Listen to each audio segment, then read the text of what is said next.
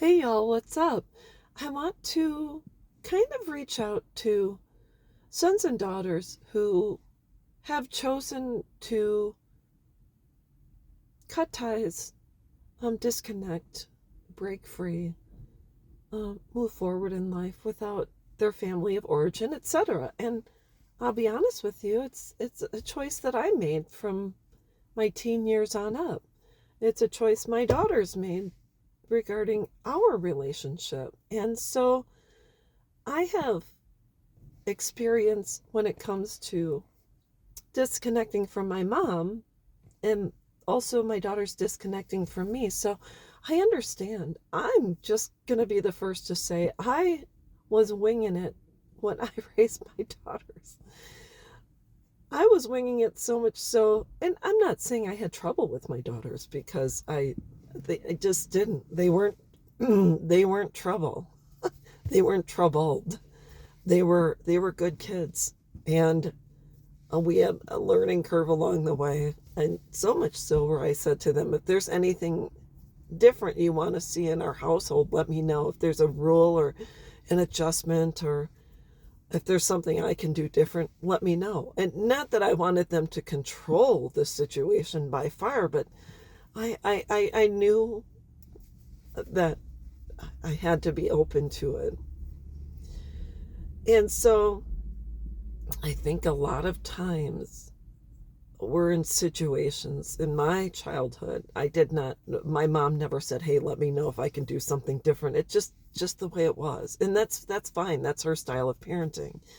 Um, but there comes a point in time when I think it's challenging to communicate. Maybe if you don't feel safe with a parent.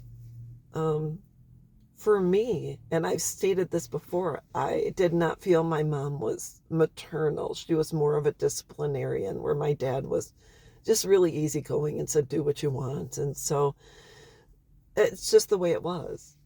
Um, and so I never felt safe going to my mom um, about heartfelt things, whether it was a breakup or the first time I had intimate relations as a teenager. And so I think it's challenging when you've had a you've had a struggle, um, talking with a parent, communicating with a parent, expressing your feelings to a parent that you have not felt particularly close with. Each one of us as parents say that we're going to do things different, or we're going to raise our children in a different environment, or give them different opportunities. And I think we all do. And I think even if I've given birth and I've had two daughters, that it doesn't necessarily mean, even if I feel I've done an excellent job and I've done my best, it doesn't necessarily mean my daughters are going to feel that way. So I think if there's a lesson to be learned here, it's possibly that each person has to take a step back, the parent and the child, to say, now that we're getting into a different phase in life where we are both considered adults, regardless of experience, that we have to form a different line of communication. I'm not going to speak to you as if you're 2 years old or 5 years old or 13 years old anymore. We have to move into a different era and a different phase, and just understand that each one of us is going to be going through a learning curve on this. It's not easy. Um, it's how can we agree to disagree?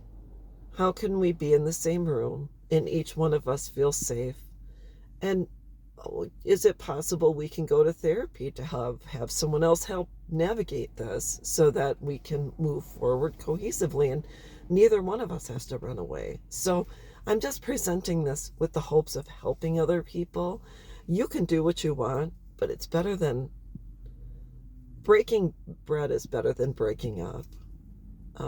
Even if once in a while you get together and sit down and have a meal or whatever, or watch a movie. It's as long as we are still able to communicate, and sometimes it comes to the point where you just can't.